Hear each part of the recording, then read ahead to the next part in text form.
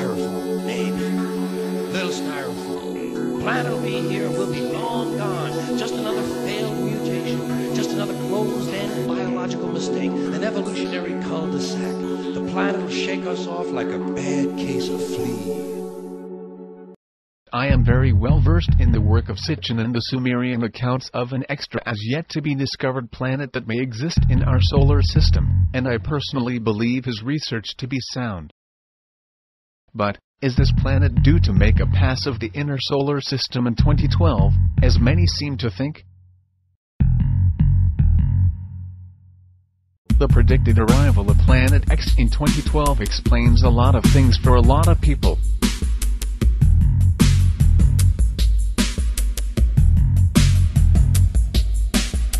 It explains underground bunkers,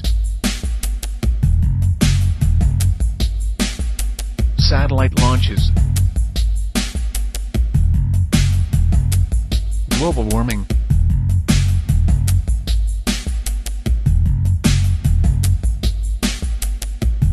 erratic weather patterns,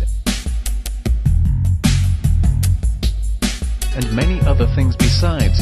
But remember, even if the return of such a planet is a reality, such a crossing of planetary bodies would be a huge event, on a global scale, and any home-built underground shelter would offer little, or no protection from upheavals of such magnitude. When it was over, realistically, your shelter could now be at the top of a mountain range, at the bottom of an ocean, or in the center of some new recently relocated layer of bedrock.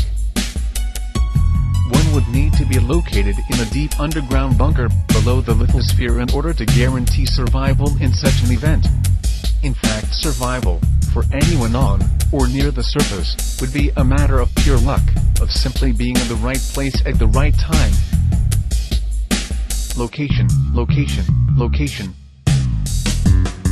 Think about it. Seriously. If something like Planet X really did come past, what could we possibly do, as individuals, to positively ensure our survival? Seriously. What could we possibly do? Absolutely nothing. And what do we actually know about this mysterious body? Does Planet X exist? Possibly and quite likely. Can anyone state for certain? No. Is the flyby possible? Yes. Can anyone state for certain that it will occur in 2012? No. Are the other planets in our solar system experiencing perturbations? Yes, they are. Are they being caused by Planet X, or could they be because we are approaching the higher gravitational region of the galactic ecliptic? No one knows.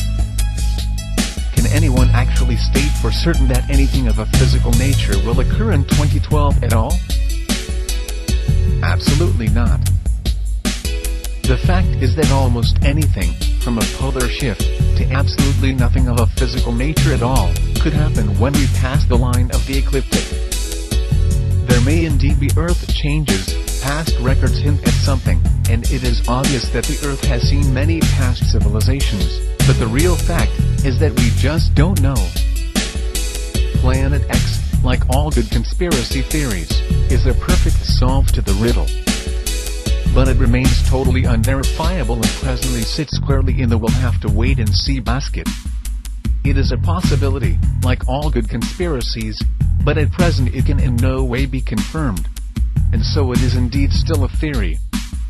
If it turns out to be true, and such a planet does arrive, then there will be absolutely nothing that you, nor I, nor anyone else on the surface of this Earth, will be able to do except enjoy the ride, and hope we are in the right place on Earth to get through it at the time. It's prudent to have survival gear on hand at any time, just as a matter of course, and the idea that Planet X may be coming is good to keep in mind as a possibility. If it can be seen in the sky in 2009, then certainly, pay more heed to it, but until that time do not let it distract you from the now. Because there are other matters that require your attention. And Q bono. Who benefits? What does all this talk of Planet X do when added to the big picture on the global stage? It does one very noticeable thing. It centers you in the future, away from the now. It tells you to disregard what is going on around you, and ignore any and all conspiracies you see. Because they will all amount to nothing in 2012 when Planet X passes by, and the world changes. It tells you to ignore the world financial crisis and the introduction of new currencies. Ignore the terrorist bombings. And even if it did seem like an inside job, to just ignore the actions of the police and military. And ignore the government removing your rights. Ignore the evidence of 9/11. Ignore them waging their wars. Disregard what's going on in Iraq. Ignore them dismantling your freedoms to keep you safe from terrorists. Don't worry about the surveillance cameras and the RFID tracking cards.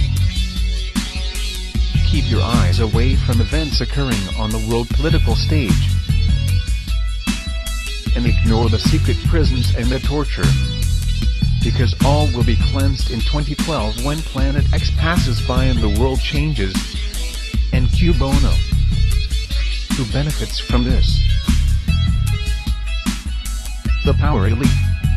Who now have many people who are waking up and searching for the truth, tied up and distracted for another 4 years waiting for the world as we know it to end. While they are left alone to take care of the finishing touches on their plans.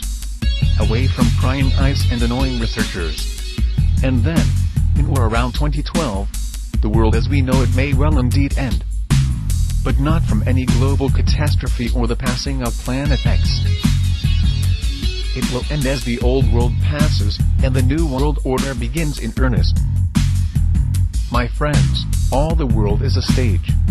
Everything that occurs on it happens by design, and there are patterns. Look at the big picture.